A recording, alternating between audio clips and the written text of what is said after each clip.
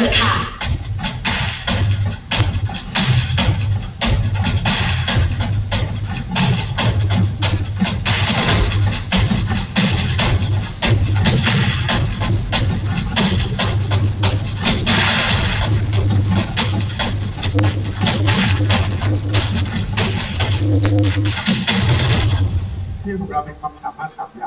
ทีมของเรามีความสามารถ3อย่างครับอย่างแรกที่ใช้หลักการดีไซน์ thinking foresight เข้าใจเทรนด์ใหม่เข้าใจลูกค้าเข้าใจคนยุคใหม่หลังจากนั้นใช้หลักการทางด้านธุรกิจในรูปแบบใหม่อย่างเช่น business model แบบใหม่มาพัฒนาเป็นธุรกิจใหม่นะครับมาต่อยอดธุรกิจเดิมที่มีอยู่เช่นเรื่องกฎหมายเป็นต้นท้ายสุดก็เป็นเรื่องเทคโนโลยีนะครับแต่ว่าเรา specialize ในเรื่องเทคโนโลยีที่เรียกว่า IoT Smart Devices ครับซึ่งผมเชื่อว่าเป็น the next generation of internet เราจะเป็นเทคโนโลยีที่สร้างข้อมูลเยอะมากมีคนคิดกันว่าในอีก3 ปีข้างหน้าข้อมูลที่ได้จาก IoT จะเยอะกว่าข้อมูลทั้งหมดที่มนุษย์สร้างขึ้นตั้งแต่เรามีอินเทอร์เน็ตในวันแรกเพราะฉะนั้นถ้าเราอยากจะได้insight จากข้อมูลแล้วไป take action IoT เทคโนโลยีคือสิ่งที่สำคัญที่สุดแต่พวกเรามี passion ว่าเราไม่ได้อยากจะซื้อมาขายไป IoT เทคโนโลยีต่างชาติเราอยากจะสร้างเทคโนโลยีแบรนด์ไทยครับส่งออกสู่ตลาดเพราะฉะนั้นในทางกับการขอความสนับสนุนจากกลุ่มไม้ด้วยนะครับให้ช่วยผลักดันนวัตกรรมไทยนะครับเรานำเสนอคอนเซ็ปต์ชื่อบอลอินไทยแลนด์เราอยากจะให้มีนวัตกรรมใหม่ๆเกิดขึ้นนะครับน้องๆที่นั่งอยู่ตรงนู้นเนี่ยเป็นตัวอย่างที่ดีของนวัตกรรมบอลอินไทยแลนด์ที่สามารถสปอร์ตไม้ได้นะครับเพราะฉะนั้นก็ดีใจมากเลยที่ทีเซ็ตจัดเรื่องของ Inno Matching ขึ้นมานะครับเป็นการนำพวกเราซึ่งมีความต้องการยุคให้ทันมาพบกับน้องๆที่มีศักยภาพเรื่องเทคโนโลยีแต่ว่าเทคโนโลยีอย่างเดียวไม่ช่วยเราครับเราต้องรู้ด้วยว่าจะเอาเทคโนโลยีไปทำอะไรและที่สำคัญใช้เทคโนโลยีไปทำไมใช้เทคโนโลยีเพราะว่าเราอยากได้อินไซต์อยากได้เดต้านะครับอันนึงเลยที่ทำให้เราสามารถก้าวไปสู่ระดับโลกได้อีกไม่กี่ปีข้างหน้าเราพยายามจะปิดอีเวนต์ใหญ่มากระดับโลกที่ภูเก็ตนะครับเขาจะต้องถามเลยว่าศักยภาพของคุณคืออะไรคำว่าศักยภาพของคุณจะเกิดขึ้นได้ก็ต่อเมื่อเราพาร์ทเนอร์กันนะครับว่าหน่วยงานผมเนี่ยในอดีตที่ผ่านมาเราพาร์ทเนอร์กับทุกภาคส่วนแล้วก็ในอนาคตยินดีนะครับที่จะสนับสนุนไม้นะครับภาครัฐภาคเอกชนภาคการศึกษาต้องมาจับมือกันเพราะฉะนั้นน้องแพรนะครับเป็น Head of Partnership นะครับน้องแพรยืนขึ้นนิดนึงนะครับอยู่ตรงนั้นแล้วนะครับถ้าใครอยากจะทำงานร่วมกับ SCB Digital แค่ว่าอยากถามว่าแล้วมีบทเรียนอะไรใช้ทำได้บ้างหรือว่าอยากใช้เทคโนโลยีเรานะครับหรือว่าน้องๆอยากจะพาร์ทเนอร์กับเราเชิญติดต่อกันได้เลยนะครับโอเคครับงั้นเรามาเข้าเรื่องกันนะครับอย่างแรกผมอยากจะพูดเร็วๆก่อนนะครับจะไม่ลงแบบเทคมากๆนะครับว่าตกลงแล้วเราต้องเข้าใจอะไรกับ Data บ้างที่จะเริ่มใช้มันได้เพื่อนผมคนหนึ่งซึ่งเคยเป็นChief Data Scientist ให้กับเจฟเบซอสนะครับจากAmazonที่พวกเรารู้จักเนี่ยเขียนหนังสือเล่มหนึ่งขึ้นมาแล้วแปลเป็นภาษาไทยชื่อหนังสือน่ารักมากชื่อหนังสือชื่อว่ารู้อะไรไม่สู้รู้ Data นะครับเขาบอกว่า Data เป็นสิ่งสำคัญมากบาที่พวกเราเริ่มรู้แต่ว่าสิ่งที่ผมชอบมากเขาบอกว่าการใช้ Data ให้เกิดประโยชน์ต้องเริ่มจากการถามคำถามต้องในอดีตที่ผ่านมาเรามักจะทำกับการครับเวลาเราจะใช้ Data เรามักจะไปเอาเทคโนโลยีมาก่อนแล้วก็หา Data มาให้ได้เยอะที่สุดแล้วก็เอามารวมตัวกันแล้วก็หวังว่ามันจะบอกอะไรสักอย่างแต่ในความเป็นจริงมันต้องกลับกันครับยิ่งในยุคนี้ที่ Data มันเยอะมากมันต้องเริ่มจากเรารู้ก่อนว่าเราอยากได้อะไรจาก Data เพราะฉะนั้นอย่างแรกเลยเราต้องรู้ก่อนว่า Data ทำประโยชน์อะไรให้เราได้ก่อนที่จะไปหา Data มาทำไมครับเพราะว่า Data ยุคนี้มันเยอะมากเป็นอย่างแรก2มันเปลี่ยนแปลงเร็วมาก3มันมีความท้าทายอย่างเช่นอาการของ Data ซึ่งเป็นจริตปกติของทุกคนดังนั้นถ้าเราพยายามจะเอา Data ทั้งหมดที่มีอยู่เยอะที่สุดให้มันเป็นได้มารวมตัวกันก่อนแล้วค่อยถามคำถามมันจะแพงมากและเหนื่อยมากนี่เป็นประสบการณ์ที่ผ่านมาทั้งชีวิตเลยพูดถึงยังเหนื่อยเลยตอนนี้นะครับเพราะฉะนั้นถามคำถามก่อนเป็นวิธีที่ง่ายกว่านะครับทีนี้ถามคำถามได้ก็ต้องรู้ว่าแล้ว Data มันทำอะไรได้บ้างอันนี้เป็นคลาสสิกมากเลยผมเรียน Data Retrieval คลาสแรกสมัยอยู่อเมริกาอาจารย์คนนี้บอกว่า Data มันช่วยคุณได้3อย่างนะอย่างแรกมันบอกสิ่งที่คุณรู้อยู่แล้วนะครับอย่างเช่นรู้อยู่แล้วมันเยอะมากเราจำไม่ได้เราไปเสิร์ชดูแต่ว่าที่สำคัญกว่านั้นมันบอกในสิ่งที่คุณรู้ว่าคุณไม่รู้นะครับก็คือว่าเรารู้ว่าไม่รู้สิ่งนี้เราอยากจะรู้ว่าเราจะทำเรื่องของ Data Model ขึ้นมา Prediction แต่ยุคนี้สิ่งที่สำคัญที่สุดมากกว่า2 อันแรกคือมันบอกให้เรารู้ถึงสิ่งที่เราไม่รู้ว่าเราไม่รู้ สิ่งที่เราไม่ ลองคิดนิดนึงสิ่งที่เราไม่รู้เราไม่รู้นะครับเพราะฉะนั้นถ้าเราเทียบอันนี้กับเทคโนโลยีเทคโนโลยีครับมันก็จะแบ่งได้3เลเวลพอดีนะครับอันที่เราเรียกว่าหลายๆคนเรียกว่า MIS นะครับซึ่งก็เหมือนกับการรันรีพอร์ตนะครับการรันรีพอร์ตคือการสรุปสิ่งที่เรารู้อยู่แล้วว่าเรารู้แต่สรุปออกมาให้เราเข้าใจง่ายขึ้นนะครับเราเพิ่งจัดอีเวนต์ไป1 ครั้งเราอยากรู้ว่าคนที่มาร่วมเนี่ยแบ่งเป็นอายุเป็นมากี่เปอร์เซ็นต์อันนี้เป็นต้นนะครับเป็นเรื่องของการออกรีพอร์ตเพราะฉะนั้นอันแรกเลยถ้าเป็นการถามคำถามในสิ่งที่เรารู้อยู่แล้วแต่เราอยากจะสรุปออกมาก็ใช้ Data Technology ที่เรียกว่า MIS ก็ได้ถัดมาคือให้ direction เราได้ไหมเราอยากรู้ในสิ่งที่เราไม่รู้อย่างเช่นว่าด้วยเทรนด์ foresight ที่คุณโรสพูดถึงเนี่ยถ้าเราจะจัดอีเวนต์ในปีหน้าเนี่ยหัวข้อไหนที่น่าจะมีคนสนใจและมันร่วมงานมากที่สุดครับอันนี้ก็จะเป็นเรื่องของ predictive model นะครับตามหลักการที่เขาเรียกกันการสุดท้ายที่น่าสนใจมากเราคิดมากในยุคที่ผ่านมาเรียกว่า data science นะครับก็คือการบอกในสิ่งที่เราไม่รู้ว่าเราไม่รู้เช่นเอา2 อย่างที่ไม่น่าจะเกี่ยวข้องกันเลยมายำรวมกันแล้วดูซิว่ามันเกิดแพทเทิร์นหรือขึ้นมาบ้างอย่างเช่นเราบอกว่าเราอยากจะเอาเทรนด์ของ work from anywhere การที่ตอนนี้คนไปทำงานที่ไหนก็ได้บวกกับเทรนด์ของนักท่องเที่ยวเองบวกกับเทรนด์ของการจัดงานอีเวนต์แล้วดูซิว่ามันมีอะไรที่มันมีแพทเทิร์นที่โอเวอร์แลปกันบ้างแล้วมันเกิดอะไรขึ้นในแง่ของโอกาสในเรื่องของหมายเป็นต้นอันนี้ก็จะเป็นแบบที่3ถ้าจะไล่ก็คือซ้ายสุดจะเบสิกสุดเป็นสิ่งที่พวกเราใช้กันมาจนเบื่อแล้วตรงกลางเป็นสิ่งที่ปัจจุบันน่าจะใช้ได้ดีแล้วแต่ว่าอันที่เป็นpredictive model เนี่ยนะครับก็อาจจะเป็นอันที่ advanced ขึ้นไปเพราะฉะนั้นถ้าผมจะพล็อตที่มันดู formal ขึ้นเนี่ยครับองค์กรที่สวยใหญ่เนี่ยปัจจุบันเราควรจะทำทางซ้ายมือที่อยู่เส้นสายได้เหมือนกันแต่เราอยากจะไปสู่ขวามืออันนี้คือเทรนด์ที่กำลังมานะครับเพราะงั้นอย่าง generative AI อย่าง ChatGPT นะครับมีเอาไว้ทำพวกที่เป็นความรู้สึก prescriptive ถ้าเราอยากจะให้คนมางานเราจะต้องคุยอะไรกับเขาบ้างเราสามารถถามคำถามอย่างนี้ได้เลยอย่างเช่นถามว่าปัจจัยสำคัญ5 อันนะครับที่จะทำให้คนอยากจะมาร่วมงานexhibition ที่เมืองไทยแล้วร่วมไปกับการขายการท่องเที่ยวแบบ long stay work from anywhere ด้วยควรจะเป็นอะไรให้เขาเพรสไพร์ออกมาเลยถ้าเขาบอกเราเลยนะครับวิธีที่จะเพรสไพร์อย่างนี้ได้เนี่ยต้องมี Data มหาศาลมากแต่โชคดีที่อย่างเช่นองค์กรอย่างเช่น OpenAI เนี่ยมันทำให้เราแล้วงั้น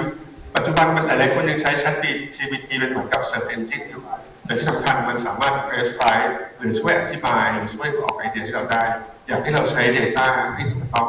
แต่คำถามที่สำคัญกลับไปที่ว่าแล้วคุณอยากรู้อะไรจาก ChatGPT นะครับอันนึงที่ผมอยากจะเมนชั่นไว้ก่อนเลยคือการใช้ Data ยุคนี้ครับโดยเฉพาะเวลามี AI เข้ามาเยอะๆเนี่ยมันสามารถเกิด bias ได้สิ่งที่ทุกคนกังวลกันก็คือว่าแล้วคำตอบที่ AI อย่าง ChatGPT บอกเราอะมันมี bias ใช่ปะมันทำให้เราเอียงไปด้านหนึ่งไหมมันทำให้เราไม่ inclusive หรือเปล่ามันทำให้เราสนใจในลูกค้าบางกลุ่มเราลืมลูกค้าบางกลุ่มไปเป็นต้นนะครับก็เลยมีท็อปิกที่เรียกว่า ethical AI ขึ้นมาแล้วก็ช่วงที่เป็นช่วงที่พูดถึงกันเยอะมากแต่ว่าถ้าเราใช้ Data อย่างไม่ระวังหรือไม่เข้าใจว่าเทคโนโลยีเอา Data มาใช้ยังไงอาจจะเกิด bias ขึ้นได้แล้วองค์กรเราอาจจะเดือดร้อนอาจจะมีความดราม่าเกิดขึ้นเหมือนหลายๆแพลตฟอร์มในอดีตที่ผ่านมาที่มีคนดราม่าว่ามัน discriminate ผิวสีบ้างหลัก discriminate ในแง่ของเพศบ้างหลักนะครับโอเคพอเราเข้าใจ Data ระดับหนึ่งแล้วเวลาเอามาใช้ครับในยุคก่อนหน้านี้ครับส่วนใหญ่ Data จะเป็นในองค์กรเราก็คือ transaction ต่างๆลูกค้าที่เคยมางานเราลูกค้าที่ visitor นี่เราเรียกว่า organizational data แต่ว่าปัจจุบันเราอยากจะไปให้เกินนั้นนะครับเราอยากจะเอา social data เข้ามาด้วยเราอยากรู้จักลูกค้าหรือว่า target group ของเราในชีวิตเขาจริงๆที่ตอนที่มาอยู่กับเราแล้วก็ท้ายสุดเลยเราอยากจะได้ sensor data ซึ่งเดี๋ยวผมจะมีตัวอย่างให้ดูนะครับว่าเดี๋ยวนี้เวลาคนเดินเข้ามาในงานเราเนี่ยเราสามารถรู้จักเขาได้ขอแค่ว่าเขามารีจิสเตอร์แล้วเขาบอกว่าเราว่าเขาทำงานที่ชื่ออะไรโดยการติดเซนเซอร์ไว้ในอินเทอร์เน็ตเราอย่างแรกก่อนเลยเราต้องมีแพลตฟอร์มที่สมมติเราจะถามคำถามใช่ไหมครับต้องเอา Data ที่เกี่ยวข้องมากองรวมกันก็ต้องมีสิ่งที่หลายคนเรียกว่า Data Lake ก็ได้เอาดีที่ปัจจุบันมันถูกมากแล้วก็ง่ายขึ้นเรื่อยๆนะครับเราไม่จำเป็นต้องเข้าใจสิ่งนี้เราเดินไปหาน้องๆเหล่านั้นก็ได้แล้วบอกว่าโอเคช่วยทำ Data Lake ให้หน่อยปัจจุบันสิ่งที่อยู่ในคลาวด์ได้หมดเลยนะครับเราไม่ต้องมีเซิร์ฟเวอร์ที่ทำงานให้ซ้ำไม่ต้องมี IT คอยดูแลเพราะฉะนั้นอย่างแรก Data Infrastructure อยู่ที่ง่ายมากนะครับแต่สิ่งที่ท้าทายมากกว่าเทคโนโลยีและน้องๆเหล่านั้นจะช่วยเราไม่ได้ก็คือในองค์กรเราซึ่งพร้อมจะใช้ Data เ ซึ่งคำว่าพร้อมที่จะใช้ Data ไหมเนี่ยมันอยู่ตั้งแต่ที่ว่าพนักงานเราหรือว่าผู้บริหารเราเข้าใจการใช้ Data หรือเปล่าเพราะงั้นที่ SCG หลายปีที่ผ่านมาเราอยากจะเป็น Data Driven Organization จริงๆแล้วสิ่งแรกที่เราทำแน่นอนเราทำ Data Lake เสร็จนะครับเราลองแคมเปญชื่อว่า Data Citizen เป็นการชวนสร้างพฤติกรรมใหม่ว่าคุณต้องปฏิบัติงานคุณต้องตัดสินใจคุณต้องวางแผนด้วย Data ตั้งแต่ระดับ C-level เลยบริหารสูงสุดจนกระทั่งถึงน้องๆนะครับแล้วพยายามทำให้มันดูง่ายการใช้ Data ไม่ได้แปลว่าคุณต้องเป็น Data Scientist กันทุกคนแค่ประชุมกันแล้วเปิด Excel มาดูข้อมูลที่ผ่านมาเถียงกันด้วยข้อมูลไม่ใช่เถียงกันด้วยความรู้สึกแค่นี้ก็เป็นพฤติกรรมการใช้ Data แล้วก็ encourage เรื่องของ Data Citizen ขึ้นมาว่าสเต็ปแรกเลยก่อนจะถามคำถามที่ถูกต้องได้จะต้องเข้าใจศักยภาพของ Data แล้วก็จะต้องมี culture Data culture เป็นที่เด่นก่อนนะครับอันที่สองที่ตามมาควรต้องออก policy ขึ้นมาในการ encourage ให้คนใช้ Data โดยส่วนใหญ่เวลาพูดถึง Data Policy คนจะคิดถึงการควบคุมความปลอดภัยของข้อมูลแต่ในประสบการณ์ของที่สำคัญกว่าคือให้มีการใช้ข้อมูลนะครับเพราะฉะนั้นต้องเป็นหินกันอย่างเราออก Policy มาสองตัวหนึ่งดูแลความปลอดภัยแต่อีกตัวหนึ่งเป็น encourage ให้คนใช้ข้อมูลโดยการสร้างคอนเซ็ปต์เรื่อง Data Marketplace ขึ้นมาเพื่อให้หน่วยงานต่างๆในองค์กรเนี่ยยินดีเอา Data มาแชร์กันนะครับเพราะว่าหลายๆหน่วยงานในองค์กรจะรู้สึกว่าการทำ Data เนี่ยมันเป็นภาระนะมันเป็นต้นทุนนะหลายองค์กรจะรู้สึกว่าเราเคยเห็นองค์กรที่มันเป็นหลายๆ BU แล้วเป็นคล้ายๆ supply chain ซึ่งกันและกันบางองค์กรกลัวขนาดที่ว่าถ้าฉันแชร์ Data นี้ให้คนที่อยู่ดาวสตรีมรู้ก็จะลดต้นทุนฉันเดี๋ยวเขาจะมาต่อการที่เรามีความรู้สึกแบบนี้เป็นเรื่องปกติสำหรับมนุษย์ที่ทำธุรกิจแต่ถ้าเราไม่แชร์ Data กันแล้วเราไม่เอา Data มารวมกันเราจะไม่เห็นภาพรวมเราจะไม่สามารถถามคำถามที่เป็นประโยชน์ได้ดังนั้นวิธีการหนึ่งคือบังคับให้แชร์ Data ซึ่งมันก็ฝืนจริตของมนุษย์นะครับเราก็เลยออกวิธีการหนึ่งคือสร้าง value ให้ incentive แปลว่าถ้าคุณแชร์ Data ให้กับคนนี้คุณได้ incentive กลับมาจะเป็นรูปในแง่ของ benefit ต่างๆในรูปเงินทุนก็ได้นะครับเราก็เลยทำ Data Marketplace ขึ้นมาก็แปลว่าแต่ละ BU เนี่ยเอา Data มาถ้า BU ไหนประโยชน์เราไปใช้ก็ต้องเรียกว่าจ่ายกันให้ก็เวิร์กระดับหนึ่งเราก็ทำให้เรื่องของ Data Silo หายไปนะครับที่สำคัญที่สุดเอา Data ที่ยังมีกันแล้วอ่ะ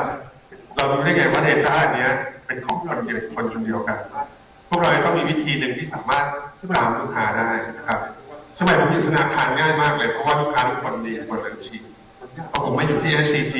มันยากขึ้นเพราะว่าเรามีหน้างานหลายงานมากเรามีดีลเลอร์ด้วยเรามีหน้างานของตัวเองด้วยเราไม่รู้ด้วยซ้ำว่าคนนี้คือคนเดียวกันเพราะว่า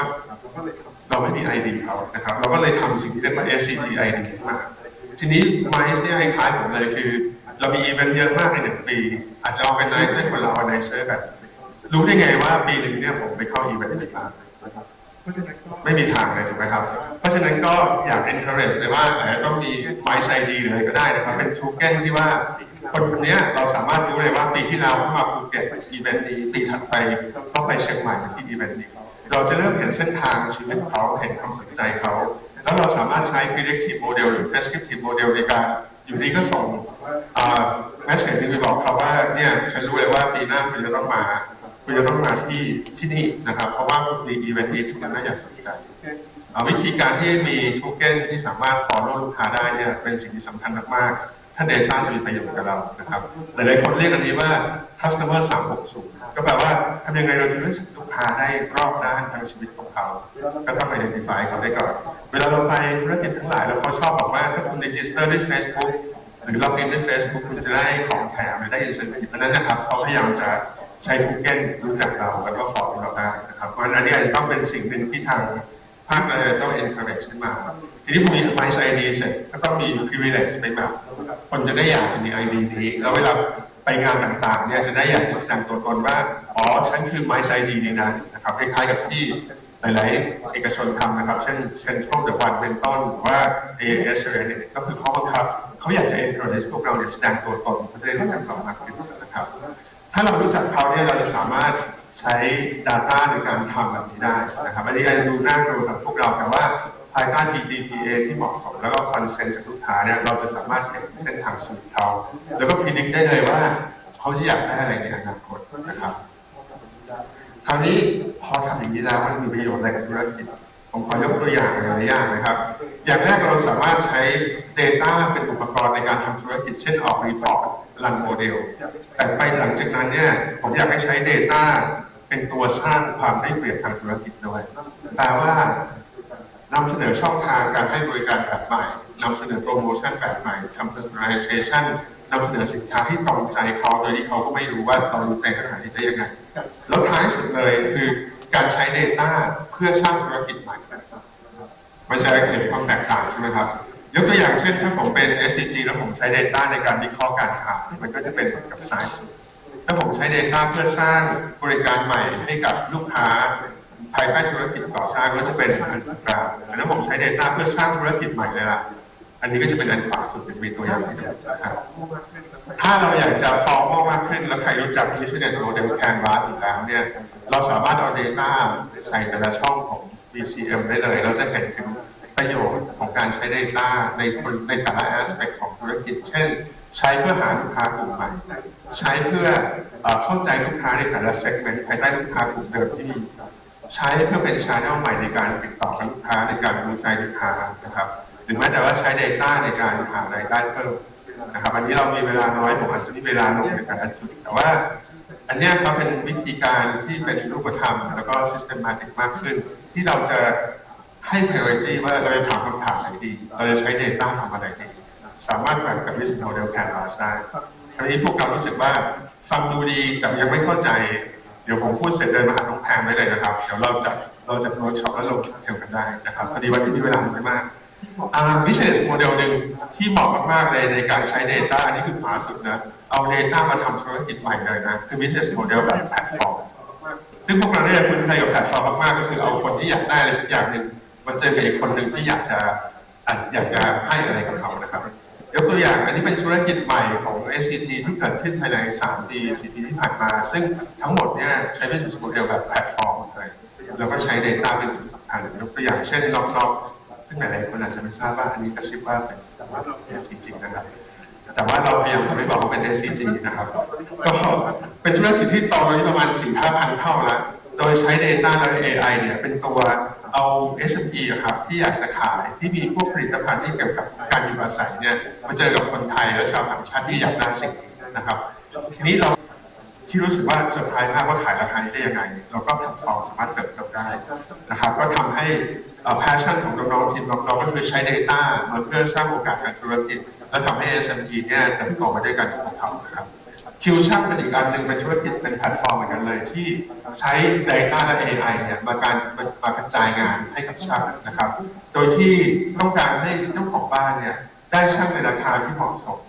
ช่างที่ถูกใจก็คือทำงานด้วยชิ้นงานมีคุณภาพในขณะที่ช่างเนี่ยมีโอกาสในการรับงานมากขึ้นแล้วเราใช้ AI มาวิเคราะห์เครดิตของช่างโดยไม่ดูจากเงินในธนาคารที่มีอยู่ไม่ดูจากจำนวนหนี้สินแต่ดูจากพฤติกรรมการรับงานแล้วสามารถปล่อยคล้ายๆกับfunding นะครับเพื่อให้ช่างมีเงินในการรับงานที่ใหญ่ขึ้นได้สองอันนี้เป็นตัวอย่างในการใช้ Data มานำเสนอมาสร้างธุรกิจใหม่นะครับแล้วก็ทำให้เป็นธุรกิจที่เติบโตได้เพราะฉะนั้นในแง่ของ MICE เนี่ยมันมีหลายแง่มุมมากๆที่เราสามารถบริการเสริมเข้าไปให้มากกว่าแค่ว่าจัดงานให้เข้ามาเดินในกี่วันแล้วก็หายไปโดยใช้ Data มาช่วยทีนี้ผมจะขอพูดถึงเรื่องของ IoT นะครับ IoT จะเป็นมิติใหม่ที่ถ้าเราไม่เข้าใจเราอาจจะเสียเปรียบได้ง่ายๆเมื่อกี้คุณโรสพูดว่าเทคโนโลยีมันถูกลงเรื่อยๆและง่ายขึ้นเรื่อยๆทุกคนอาจจะรู้สึกว่าโอ้มันง่ายขนาดนี้เราไม่ต้องสนใจก็ได้แต่ผมอยากจะให้มองอีกด้านหนึ่งนะครับถ้าสิ่งนี้มันง่ายขึ้นเรื่อยๆถูกลงเรื่อยๆเนี่ยแปลว่าทุกคนน่ะเขามีสิทธิ์ที่จะใช้มันในสมัยที่เทคโนโลยีมันยากและแพงเนี่ยถ้าเราเป็นองค์กรใหญ่ที่ใช้เปรียบนะครับเราไม่ใช้ก็ไม่เป็นไรหรอกเพราะองค์กรเล็กก็มีปัญญาใช้อยู่ดีดังนั้นมันก็ไม่ได้เกิดความได้เปรียบเปรียบแต่พอเทคโนโลยีมันถูกลงและง่ายขึ้นถ้าเราเป็นองค์กรใหญ่แล้วเราไม่ใช้แต่องค์กรเล็กเขาเข้าใจเขาเห็นประโยชน์ของมันมากกว่าเราแล้วเขาใช้ขึ้นมามันจะเกิดความเสียเปรียบทันทีด้านหนึ่งคือมันทำให้เกิดความทัดเทียมกันว่าไม่ว่าคุณจะใหญ่หรือจะเล็กถ้าคุณเข้าใจเทคโนโลยีคุณสู้กันได้แต่อีกด้านหนึ่งก็คือถ้าเราอยู่เฉยๆเราไม่ทำอะไรไม่ได้แล้วเพราะทุกคนก็ใช้หมดแล้วนะครับ IoT คือคอมพิวเตอร์ขนาดเล็กที่สามารถเป็นติดตั้งไปได้ทั่วหมดเลยแม้แต่อยู่บนตัวเราอย่างเช่นสมาร์ทวอทช์แล้วมันโปรแอคทีฟมากๆเลยมันคอยดูว่าเราทำอะไรสภาพแวดล้อมที่เราอยู่เป็นยังไงส่งข้อมูลที่เป็นที่คลาวด์สามารถใช้ AI ในบนแล้วสั่งการกลับมาให้มันอินเทอร์แอคกับเราได้ให้มันชวนคุยกับเราให้มันดูแลสภาพแวดล้อมให้เรานะครับเพราะใน IoT เนี่ยด้วยความถูกของมันด้วยความที่มันโปรแอคทีฟกว่ามันไม่ต้องรอให้เราหยิบขึ้นมาใช้งานในมือถือมันจะ disruptive มากๆกว่ายุคของแอปและมือถือนะครับปัจจุบัน IoT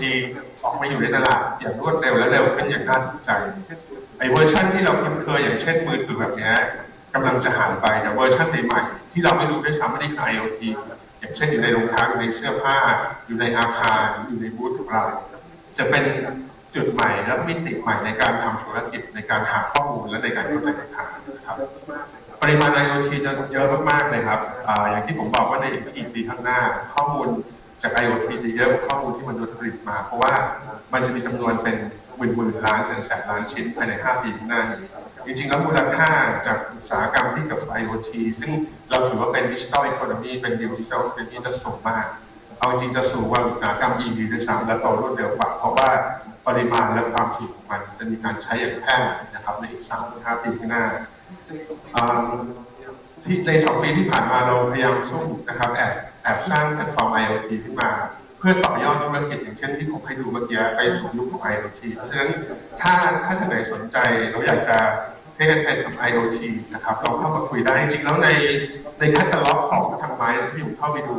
ก็มีน้องๆหลายเจ้ามากเลยที่ offer solution ด้าน IoT อันนี้ก็เป็นจุดเริ่มต้นเราเข้าไปคุยได้แต่ถ้าบอกว่าอยากจะ scale out อยากจะทำให้เยอะขึ้นแล้วอยากจะรู้ว่าจริงๆแล้วมันต่อยอดธุรกิจไมซ์ได้ยังไงเข้ามาคุยกับเราก็ได้นะครับคุยกับน้องแพมก็ได้หรือว่าน้องๆทางฝั่งนู้นที่ทำ IoT อยู่แล้วอยากจะมีแพลตฟอร์ม back end ที่มัน scalable ขึ้นลดต้นทุนตัวเองก็มาคุยกับพวกพี่ๆได้นะครับเดี๋ยวเราพาร์ทเนอร์กันภายใต้คอนเซ็ปต์ของ partnership นะครับทีนี้ผมอยากจะให้พวกเราเห็นภาพหนึ่งนะครับอันนี้เป็นความภูมิใจของเรานะครับก็คือว่าปีที่แล้วเราพา SCG ไปออกงาน TechSource Global Summit นะครับเป็นครั้งแรกในประวัติศาสตร์ SCG ที่เราไม่ได้ออกงานแค่อาสาและสถาปนิกสยามและบ้านและสวนเป็นงานเทคนะครับในภาพนี้จะเห็นหลายๆอย่างครับหนึ่งก็คือถ้าผมสามารถทำให้องค์กรที่พวกเราน่าจะดูว่าคอนเซอร์เวทีฟที่สุดและเก่าแก่ที่สุดแล้วก็ทำวัสดุก่อสร้างเปลี่ยนตัวเองมาเป็นเทคคอมพานีแล้วสามารถนำเสนอสินค้าและบริการใหม่ที่ยังอยู่ไปได้ยาวมากได้ภายในเวลา 4 ปีผมก็ไม่เชื่อว่าอุตสาหกรรมไม้จะไม่สามารถ adopt เทคโนโลยีแล้วทรานส์ฟอร์มตัวเองได้นะครับอันที่2อันนี้เป็นตัวอย่างที่ดีของ Cross Industry Rival นะครับ5 ปีที่แล้ว SCG ก็ยังเป็นบริษัทวัสดุก่อสร้างตอนนี้ SCG Digital กลายเป็นบริษัทที่เข้ามาทำเทคโนโลยีภาพสุดท้ายก็คือว่า IoT มีประโยชน์ยังไงกับพวกเราจะเห็นตั้งแต่เรื่องของ VR MR ไปจนกระทั่งถึงโดรนที่สามารถขึ้นบินนะครับในงานอีเวนต์แล้วมอนิเตอร์ความปลอดภัยก็ได้หรือว่ามอนิเตอร์ว่าตรงไหนมีคนแน่นคนน้อยทำเรื่องคิดหนักก็ได้นะครับเดี๋ยวลองดูวิดีโอนี้สั้นๆกันนะครับขอบคุณครับ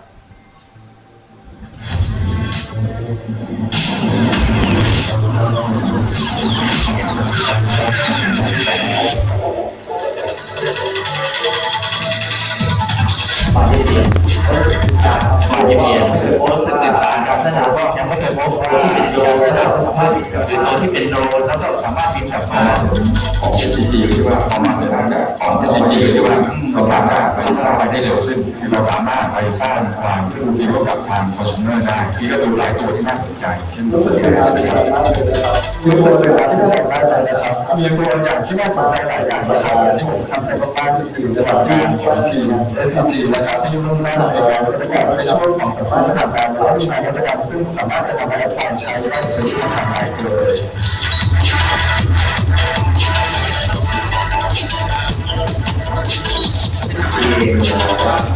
SCG เองเนี่ยมองว่าเรื่องของดิจิทัลเทคโนโลยีมันจะช่วยในเรื่องของการที่ transform ว่าจะเป็นภาคธุรกิจเองอุตสาหกรรมเองหรือแม้กระทั่งชีวิตประจำวันของเรามีความสะดวกสบายมากขึ้นเราคุยกันเรื่องของ Net Zero เพราะฉะนั้นเนี่ยการ AI มาใช้เพื่อที่จะลดจำนวนเรื่องคาร์บอนที่ปล่อยสู่บรรยากาศให้ได้ดีขึ้น SCG เราเป็นคนคิดและลดการพึ่งพาเทคโนโลยีจากต่างประเทศเราเรียกว่า Born in Thailand เราทำ มี2เรื่องด้วยกันเรื่องแรกก็คือทำไงให้เขาเข้าถึงเราได้ง่ายตอนนี้เรามีOmni Channel คือเอาดิจิตอลกับดิจิตอลมาเจอกันนี่เป็นสองพัฒนาด้านอีกด้านหนึ่งก็คือพัฒนาผลิตภัณฑ์และโซลูชันให้ลูกค้าใช้งานได้ง่ายเราได้พาแบรนด์ SCG เขาไม่ได้อยากใช้มาแต่เราไม่ได้อยากจะมาเพื่อจะมาโชว์ว่าจะทำอะไรได้บ้างเราเลยจะมาเพื่อมาชวนทุกคนว่า SCG พร้อมนะที่จะช่วยผลักดัน New Economy ที่ต้องมีนี้ร่วมกับทุกคนดีค่ะรู้จักในมีเดียที่ผมเป็นคนเรียกค่ะน้องรู้ใจกันหนึ่งในนั้นค่ะเราสามารถทำให้คอมพิวเตอร์พูดคุยภาษาไทยได้โดยไม่ต้องมีคลาวด์โดยไม่ต้องมีอินเทอร์เน็ตลดขนาดจนกระทั่งบางงานมีคนอุปกรณ์ขนาดเล็กMixed Reality Headset ที่ Mixed Reality Headset ที่มี resolution ที่ดีที่สุดในโลกเป็นการเล่นคนไทยในการเข้ามาโชว์อันนี้มี potential ในการทำเรื่องของ training simulation คอนเซ็ปต์โดรนอินพอร์ตที่อุปกรณ์ที่สามารถใช้โดรนอินพอร์ตให้อุปกรณ์ที่สามารถปล่อยโดรนขึ้นไปทำงานเราสามารถเกี่ยวข้องเลยด้วยตัวเองเราสามารถเปลี่ยนแบตเตอรี่ได้ด้วยตัวเองเราสามารถเปลี่ยนแบตเตอรี่ได้ทันทีเราขึ้นไปปฏิบัติงานต่อแล้วผมจะได้ความเป็นแมสที่ดีองค์กรแบบองค์กรที่ไม่สามารถที่จะทำเป็นได้2 3 1นี่ไม่ใช่2ไม่ใช่3ไม่ใช่4ต้อง10 20ตรงนี้เป็นจุดที่สำคัญ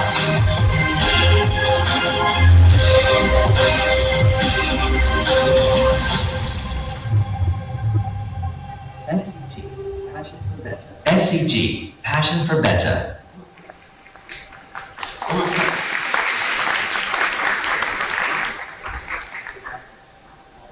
โอเคครับขอกลับไปที่สไลด์หน้าสุดท้าย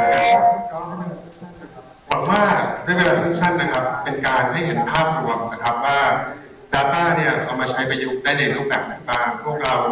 จำเป็นต้องมีความเข้าใจเรื่อง Data ยังไงแล้วจะต้องสามารถถามคำถามที่เหมาะสมที่ถูกต้องได้ก่อนนะครับเราถึงจะได้ประโยชน์กับมันได้เต็มที่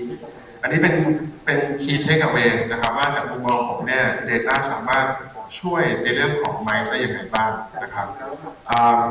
แต่จริงๆแล้วIoT มันจะเข้ามาผมคิดว่ามันสามารถ transform การจัดงาน exhibition ได้เลยนะครับถึงขนาดที่ว่าเราจริงๆแล้วมีคำถามเหมือนกันว่าเรายังต้องมี exhibition อีกไหมถ้าเราสามารถมี metaverse เราสามารถจัด exhibition โดยไม่ต้องมาเจอกันก็ได้แล้วมันก็น่าจะลดผลกระทบในเรื่องสิ่งแวดล้อมได้ด้วยซ้ำถ้าเราไม่ต้องเดินทางแต่ผมกลับมองว่าโควิดรู้ให้เราเห็นแล้วว่าจุดพอดีคือความเป็นไฮบริดนะครับดังนั้นผู้จัด exhibition เนี่ยผมคิดว่าจะต้องมีศักยภาพที่จะต้องทำไฮบริดโหมดได้แล้วก็ทำทั้งเป็นออฟไลน์ exhibition แล้วก็ออนไลน์ exhibition แต่ว่าคำถามที่แท้จริงคือเราจะใช้ยังไงให้ลงตัวนะครับอย่างเช่นอาจจะมี pre-event ที่เขาสามารถพูดได้ตั้งแต่ก่อนเดินทางมาเพื่อพอเดินทางมาเสร็จแล้วเนี่ยในอีเวนต์ใหญ่ๆเขาจะรู้เลยว่าเขาต้องคุยกับใครแล้วพอคุยเสร็จแล้วเนี่ยมันสามารถ follow up กันหลังจากนั้นได้ไหมนะครับเราสามารถ expand เรื่องของอีเวนต์นำไปสู่การท่องเที่ยวเพื่อสร้างรายได้ให้กับสมมติว่าที่ภูเก็ตมีย้อนแค่ exhibition ได้หรือเปล่าอันนี้เป็นคำถามที่นั่งพูดคุยกันนะครับแล้วก็ Data จะเป็นคนช่วยไกด์ว่าความลงตัวตรงนี้ควรจะอยู่จุดไหนแล้วมีอะไรอีกบ้างที่เราไม่รู้ด้วยซ้ำว่าเราไม่รู้แล้วมันสามารถให้ insight ได้เราสามารถเพิ่มศักยภาพ MICE ของประเทศไทยให้ขึ้นไปอยู่ระดับโลกได้โดยส่วนตัวผมเชื่อว่าประเทศไทยมีความได้เปรียบมากๆในแง่ location ที่ใครๆก็อยากจะมาที่นี่ครับถ้าต้องมาประชุมแล้วเนี่ยประชุมเสร็จแล้วได้มีหาดสวยๆที่ภูเก็ตด้วยไทยจะไม่อยากไปนะครับเพราะฉะนั้นก็ให้กำลังใจพวกเราทุกคนนะครับแล้วก็ welcome back มาสู่ยุค post covid นะครับแล้วก็ SCG Digital ยินดีที่จะช่วยนะครับผลักดันและสนับสนุน MICE ของประเทศไทยนะครับขอบคุณมากครับขอบคุณนะคะ CEO ของเราจาก SCG คุณอภิรัตน์หวานชะเอมค่ะจริงๆแล้วอยากจะบอกว่าเป็นลูกค้าทั้งน็อกแล้วก็คิวช่างเลยนะคะประสบการณ์ customer experience โดยตรงกว่านี้ไม่ได้แล้วนะคะไว้ใจได้ใช้งานได้อย่างรวดเร็วแล้วก็ทีมงานสู้มากนะคะขอบคุณค่ะก็เมื่อสักครู่นี้นะคะคุณอภิรัตน์ก็แชร์กับเราในเรื่องของการจัดการข้อมูลนะคะว่าเราสามารถแบ่งข้อมูลออกเป็น3กลุ่มได้ด้วยกันนะคะนั่นก็คือข้อมูลที่รู้อยู่แล้วแต่เราต้องการหาข้อมูลเพิ่มเติมค่ะข้อมูลที่เรารู้ว่าเราไม่รู้นะคะ data model ต่างๆหรือว่าจะเป็นสิ่งที่เราไม่รู้และไม่รู้ทีนี้เมื่อเราสามารถยัดชุดข้อมูลรวมกันแล้วเนี่ยเมื่อนำเอามา overlap กันก็จะทำให้เกิดโอกาสที่จะพัฒ นาต่อยอดไปสู่เทคโนโลยีต่างๆได้เช่นเดียวกันค่ะขอบคุณค่ะนอกจากนั้นแล้ววันนี้นะคะทางคุณอภิรัตน์ยังแชร์กับเราอีกว่าแล้ว Data ล่ะแน่นอนว่าข้อมูลใช่ไหมคะมันคือต้นทุนการเก็บข้อมูลมันสิ้นเปลืองทั้งรีซอสต่างๆเนี่ยแล้วเราจะทำยังไงที่จะทำให้คนเนี่ยร่วมกันแชร์ข้อมูลเราก็ห่วงนักใช่ไหมเราให้ incentive ก็ได้เรามีในเรื่องของ data incentive เข้ามานะคะรวมถึงคุณอภิรัตน์ยังแชร์อีกว่าเอ๊ะแล้วถ้าต่อไปนี้เรามี ID ประจำตัวล่ะเป็น data ID ไปว่า journey ของเราไปไหนบ้างไปภูเก็ตไปเชียงใหม่ไปร่วมกิจกรรมอย่างไรแล้วสามารถ track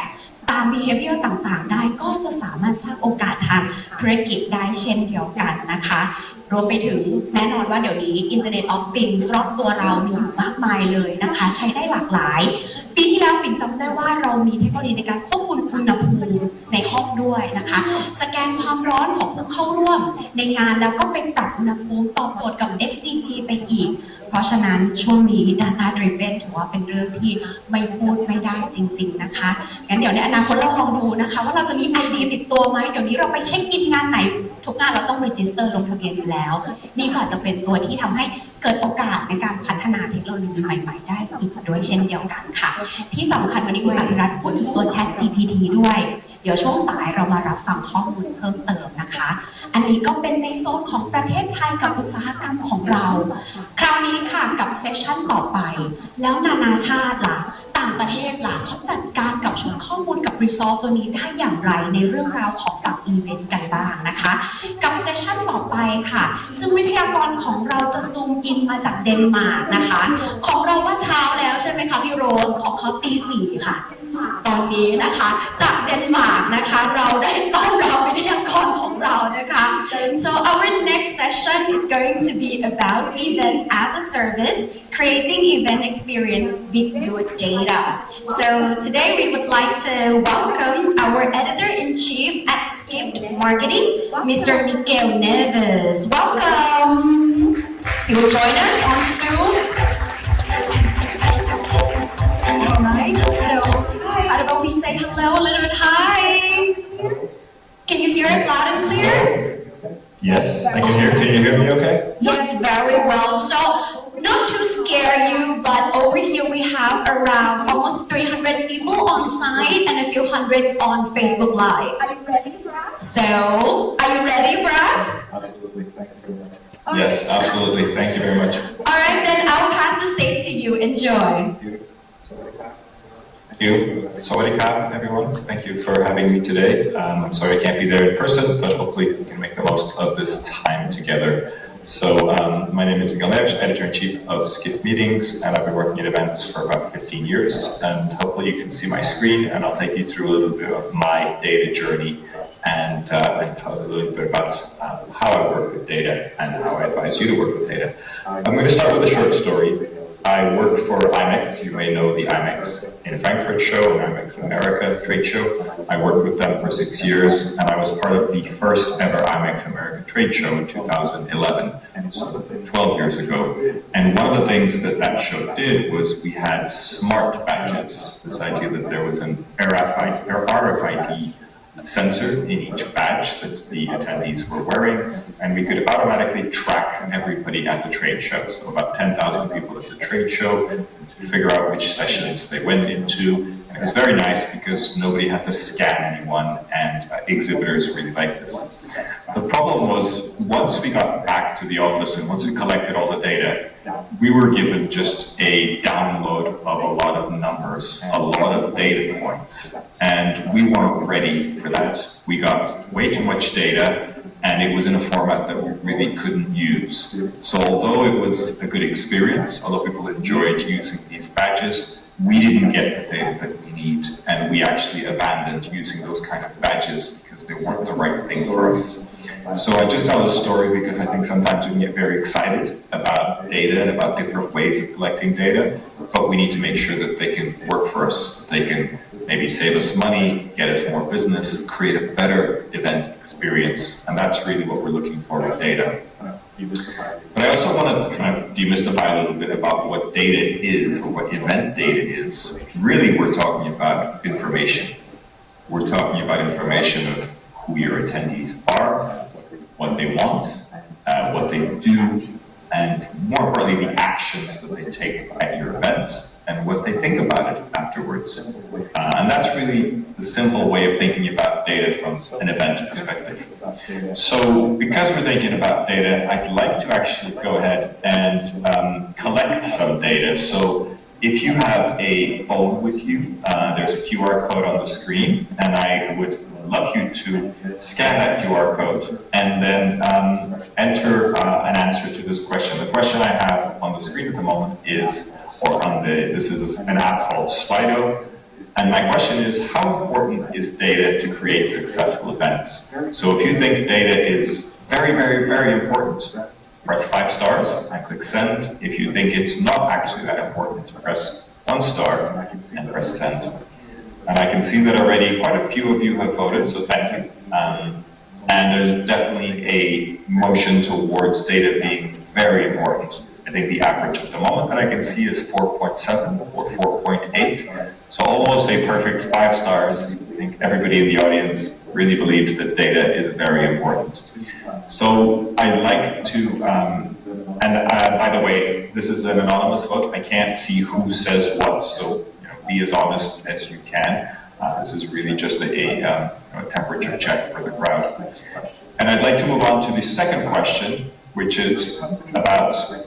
your company's level of expertise when it comes to event data. So again, if you think you're very good at using data already, press 5. If you think actually you don't really know how to use data at all, press 1. If you think you're okay, but maybe need a little bit of extra, could be a little bit better, then maybe that 3 in the middle. So 1 to 5 stars. Thank you for responding already. And thank you for responding already. I can see quite a few votes already. And the average is actually a perfect 3 at the moment, edging up to 3.1, which is great. So thank you very much for participating. You can keep voting if you want. And what this tells me is that you know that data is very, very important, but maybe you need a little bit more help, or you feel like you could be better at using the data. So thank you for participating. Excellent to get some data points of our own. And I'll move on with my presentation, but that's really useful for me to also adapt what I'm saying, etc. So going back to my presentation, so data is the heartbeat of any business that wants to grow. These are not my words, these are the words of the McKinsey Global Institute. And let me share with you a few statistics that I think will back this up. So, data-driven companies, according to the McKinsey Institute, are 23% more likely to acquire customers. 23 times more likely to get customers when they use data. They're 6 times more likely to keep those customers. And they're 19 times more likely to be profitable. So essentially, being a data-driven company is important for profitability and for acquiring and keeping customers. And another statistic from a different source, this is a survey of 90 blue chip companies, so 90 very large public companies by New Vantage Partners, said that only 26% of those companies identify as data-driven. So this idea of being a data-driven company is a very big ambition for lots of companies, but it doesn't mean that everybody's there. And if you're not there yet, then don't feel like you are being left out. There's a lot of companies, so almost 3/4 of all of these blue chip companies don't feel like they're there yet. So I'm going to talk through 3 different types of data that I think cover 3 different types of event data, really, that cover the kind of data that I think we can expect or we can look for when we're talking about events. And this is all types of events in the MICE spectrum, so from trade shows to small events. The first type is demographic data, and this is about who a person is, who your attendees are, where they live, what job do they have. This is the kind of thing that you would normally collect at a registration form. This is very important for you to have so that you can really create your event, but it's also very sensitive because this is personally identifiable information, and with things like GDPR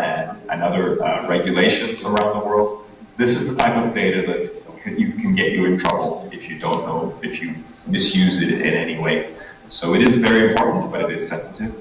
It's also very important for you to segment your audience. So for you to understand maybe the seniority, maybe the gender, maybe the age of your audience, because different genders, people of different ages, and even different job titles or seniority might act in different ways or might want different ways, things from your event. So it's important to have that so that you can understand who your audience is.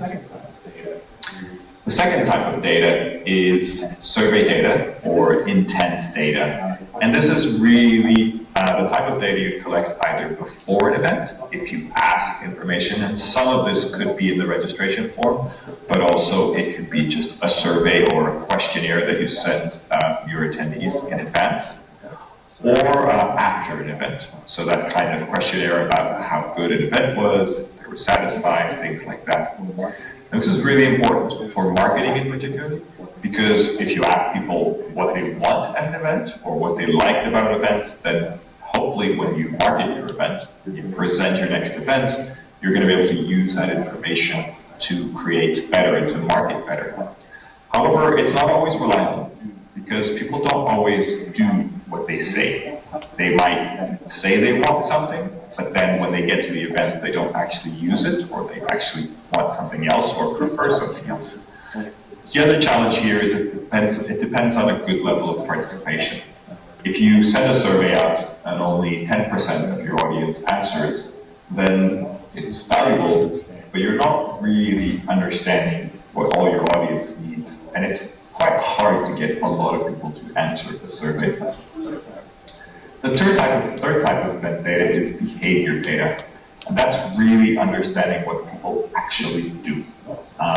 This is not so important for marketing. Of course, it is important for marketing, but it's actually really important for the way you design your events. Because if you actually see what people do at an event, then you can create or adapt your event to kind of be better for them, or so that it facilitates the kind of things that they really want to do. The challenge is it's quite hard to act on quickly. If you see people behave in a certain way, if you detect that in some way, it's quite hard to change an event in real time, or even if it's for the next event, if you have to wait a whole year, behaviors might change. So it's quite hard to act on it quickly or do something about it quickly. So I'll start with the idea here of collecting data. I've already mentioned a little bit about surveys. So, when you're asking surveys, when you're asking questions, there's a need to have that balance of not asking too many questions, because a lot of people will give up. If you get a questionnaire with 40 questions, it's very easy to give up and not do it or find an excuse. But if you ask short questionnaire, quick questions that seem important, then I think that works well. And also, I think the best practice is to explain how you're going to use those questions, how you're going to use the data. So when people are answering questions, they don't feel like you just want a lot of information from them, but they understand what you're going to use that for. There's also a good idea maybe to incentivize. So a lot of surveys will have a prize. So whoever answers a survey gets drawn into a prize, so they can win some money or a trip or a hotel stay, depending on what you've been offered. But things like that do get people a little bit more engaged. Hopefully they're not just answering your survey to try and get the prize, but it can be quite important to do that. There is also an opportunity to ask in person. So normally we think about surveys and these kind of things online as a form. But if you have the capability to ask questions at your event or other events, that can be really powerful as well. Of course, it takes a bit more work, but it can be really powerful. And there's also focus groups. So the idea of bringing together maybe 10 or 20 people that were at your event and asking them questions as a group, or that can be very, very powerful as well. I have up here just a number of softwares that you can use for surveys. You may be using some of these already. I know SurveyMonkey, for example, is very, very popular. At Skip Meetings, we actually use Typeform, kind of the middle one on the left. That is a very nice looking and very good feeling survey. And we use Smart Survey, which is at the bottom right. That is a software that goes into a lot more detail. You can do a lot more kind of detailed things with the data, but it's not as good as of a user experience. So we only use those when we are asking for a lot of data and we need to really kind of go deep into the data. Now, all these tools are kind of SaaS tools, so they're software as a service tool. You have to use them yourself. You have to figure that out.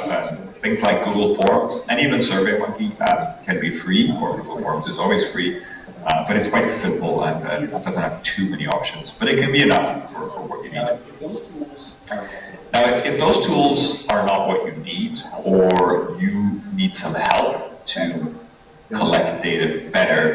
then there are companies that specialize in helping event professionals collect data about events. So I'll start with Bear Analytics.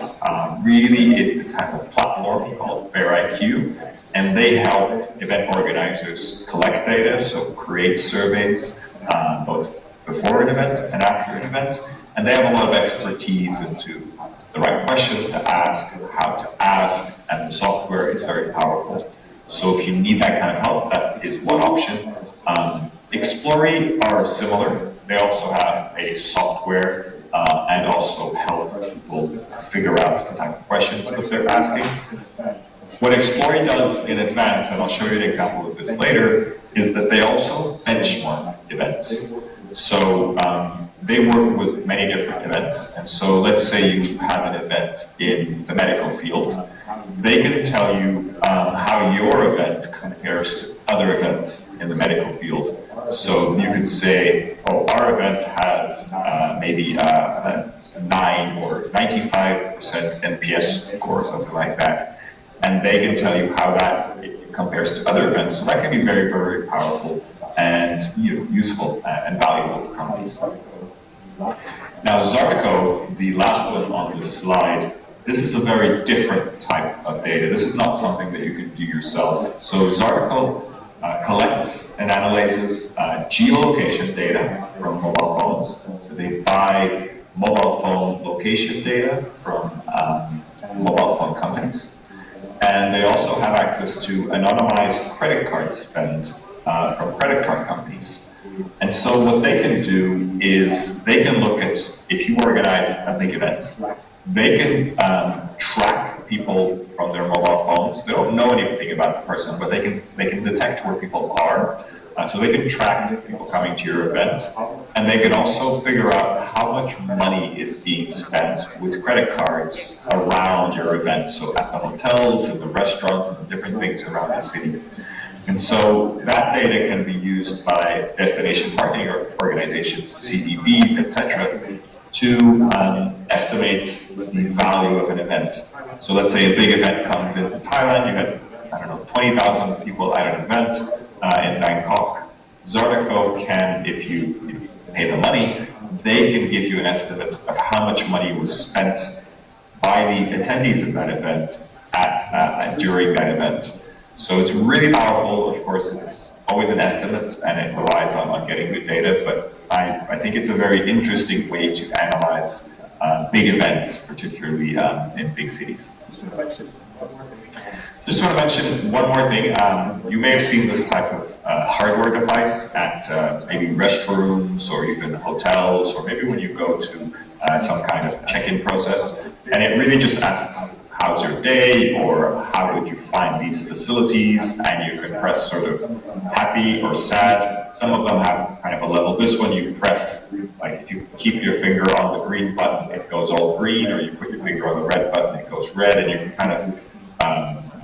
give your feedback on those things. This can be really useful if you have, for example, a big registration area, or if you want to just collect that very quick passing data. Of course, there's a cost to it, but it can be really useful and a little fun for the attendee. So it's not a survey, it's not something that you get your email, you can just go up to it and press a button, and that's it. It's simple to use, so it can really improve the amount of data that you collect. So I want to also talk to you about observation data. We talked about what I consider the ask, the collecting data through asking, but also observing can be incredibly powerful for gathering data. When you are online, so when it comes to websites, when it comes to registration pages, anything that people are doing online, we can track quite a bit of what they do. We can see what they click on, we can see which pages, which parts of a website they spend more time on. So you can collect a lot of data. You don't really know who that person is unless they register and then you get their contact information, but you can get a good idea of what is interesting to them. And that's really powerful. When you're using an event tab, for example, then you can also do that through the mobile phone and the event apps. And this can be really interesting in terms of, for example, which education sessions people look on the app, the type of people that they're trying to look for, so the profiles that they're seeing most. And even by looking at the questions they ask, if you have a chat functionality or questions campaign, you can track the type of questions they're asking. You can maybe detect, oh, maybe this is not clear on the website or on the app, this information. We should make that more visible, or send out an email or some sort of communication to explain something if somebody's asking a lot of people are asking questions about that. Of course, it doesn't have to be online, and we're talking mainly today about in-person events, about exhibitions, about conferences. And so if you have the capabilities, you can have cameras, or you can have humans, you can have people looking at other people and just observing and taking information about what people are doing, how they're behaving at your event, where they're going, which parts are busy, which parts are not. And then if you go into more detail, a little bit like the focus group example I mentioned earlier, you can have conversations. And even if it's your event and you had a number of conversations, people came up to you and told you about certain things about your event, that's also important. That's also data. It's not necessarily numbers and clicks and things that are digital in nature, but that's also data. And it's important to collect that in some way. Not assume that because you heard one thing, everybody at an event felt the same way. But it's important to collect that information, and it can be very, very valuable. So don't discard that kind of anecdotal information, those conversations here. And of course, focus groups is the thing that I've mentioned already. I think those are very, very important to kind of really track. Now, when we talk about collecting data and observing, there are also companies that go a little bit beyond what we think of, with a camera or something like that. So what you're seeing on the screen is just a very kind of loop of a software called Zenus AI. And they actually use cameras connected to devices. And those cameras can detect how many people are in a room. They can detect the gender, if they're male or female. And they can detect if they're happy or not. And that can be very interesting because you can use this type of technology, and this uses artificial intelligence, AI. You can use this technology to count how many people are in the room, which is always useful, to get that gender balance, to see if there's more men or women. But really the happiness kind of score is very powerful. And I'm going to stop this demo and I'll just keep it on the screen. But the happiness sentiment is very powerful because if you place these devices, for example, in your speaker areas in your session, so for example today, if there was one of these devices on the screen, on the stage, pointing to the audience, you can track over time how happy people are. And that is an indication of if they're enjoying a session or not. Of course, if I was talking about something very sad, very dramatic, maybe that would be a different thing to kind of try to measure. But in general, you can measure how interested and how positive people are about a session. And it's a new way of tracking how good speakers are and how positive sessions are for the attendance.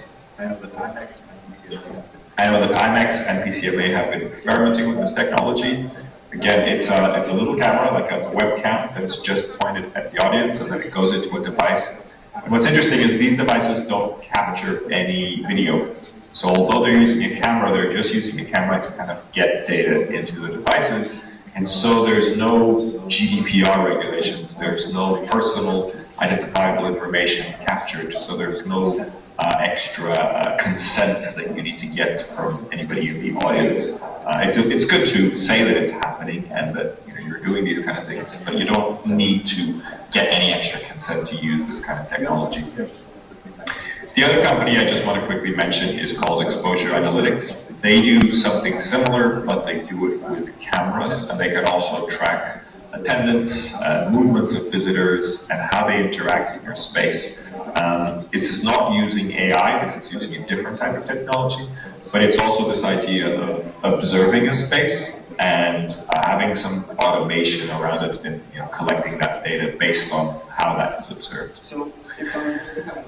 So if there's one thing to kind of take away from my session is this idea of planning with the end in mind. If you remember my story, the way I started the session at the IMEX show with the badges, great to collect a huge amount of information, but if you don't know what to do with it, if you're not ready to do something with it, then I'm afraid that data is wasted. And so it's very important to plan with the end in mind. And hopefully you can do what I call pre-selected actions. So if you're collecting data, you might actually be able to change your event, the current edition of your event, rather than wait a whole year to kind of modify your event. It's okay to wait a year if you're doing an annual event and kind of improve next year's event,